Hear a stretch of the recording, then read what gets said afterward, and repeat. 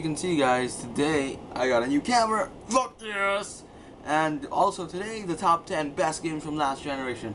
So as this generation comes to a close with this year, with the one console already out, two more to go. Let's take a look back at the generation where I really got into gaming the most, and that was last generation. So let's look at the top 10 best from last generation.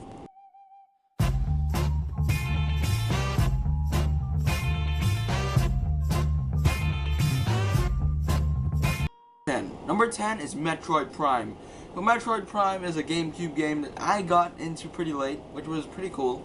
I tried it out, it was really good. I then downloaded the emulators for the original Metroids on the NES and the SNES, which were also really good, but Metroid Prime took it in a new direction. It was first person, it was awesome, it was badass, and Samus was awesome.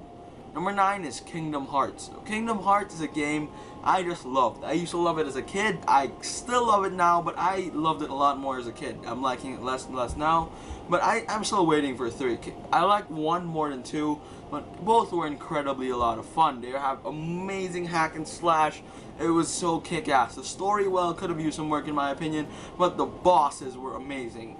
It was just fun as hell. It's a definition of one hell of a good time, and it's just quirky. It doesn't take itself too seriously, which is great from now that we're getting serious games. Number 8 is God of War. God of War, one of the best PS2 games of all time, and the action game to take all action games. Well, not really, but God of War was kick-ass. Had a unique story which was original and had never been done in the game before.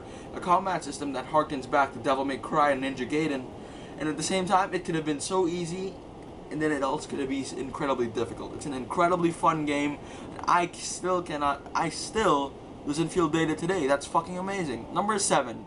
Number 7 is Resident Evil 4. My favorite Resident Evil game of all time. Why I like Resident Evil 4 is it proves that you can do survival horror without shitty controls. You can have good controls in a survival horror game. That, even though it created some retarded, even though technically it's the game that killed survival horror, at least it got survival horror a lot higher in my opinion.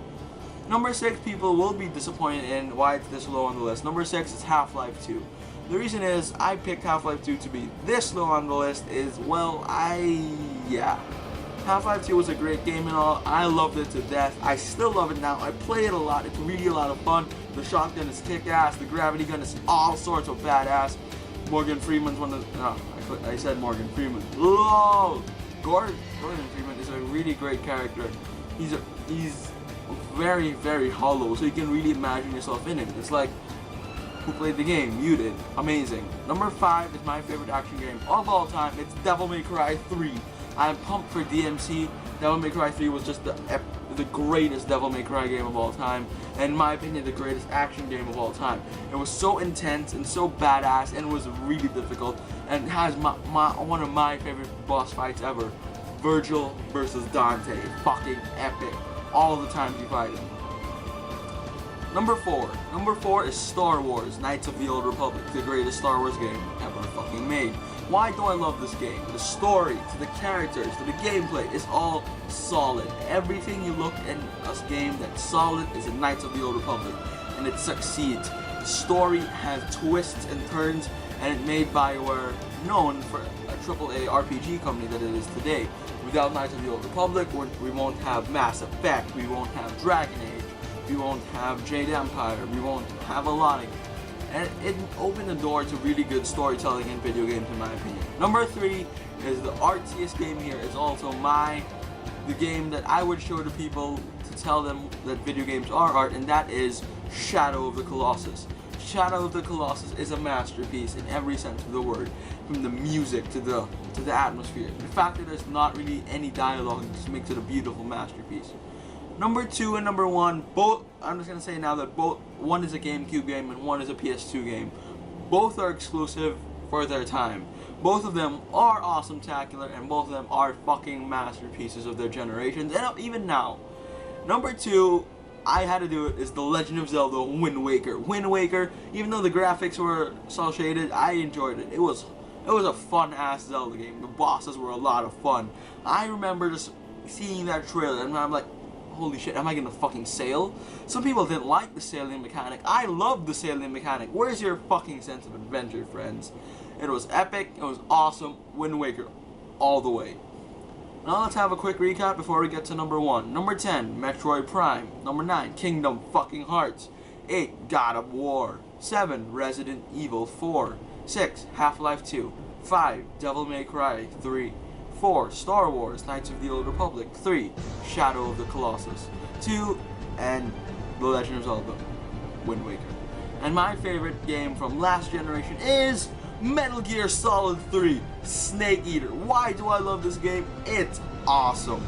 From the bosses, the end is probably one of the best boss fights I've ever had anytime. I mean, it's legitimately amazing. And the best part is, not really the best part, but if you never played Metal Gear Solid 1 and Metal Gear Solid 2, you can still get into this game, into the story. It's not like 2 where you're just going to be confused as fuck. It's not like 4 where you're just going to be confused as fuck and not knowing any shit. But 3 can actually still get into the story without playing any past Metal Gear games, which is good. And it also started another side story of Metal Gear, where there's now 3, Portable Ops, what's the other one? Peace Walker, and soon Ground Zeroes, which I'm pumped for. All of them have great stories, they have great characters, big bosses are fucking badass, and it's very different. And Metal Gear Solid, as you know, my favorite Metal Gear game is 4, and Metal Gear Solid 3 was this build up to 4. For example, now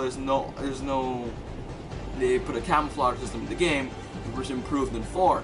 Now there's not really a map. Well, there was no map. The game was more hardcore. It was legit. You had to eat. This is the best survival game ever made, in my opinion.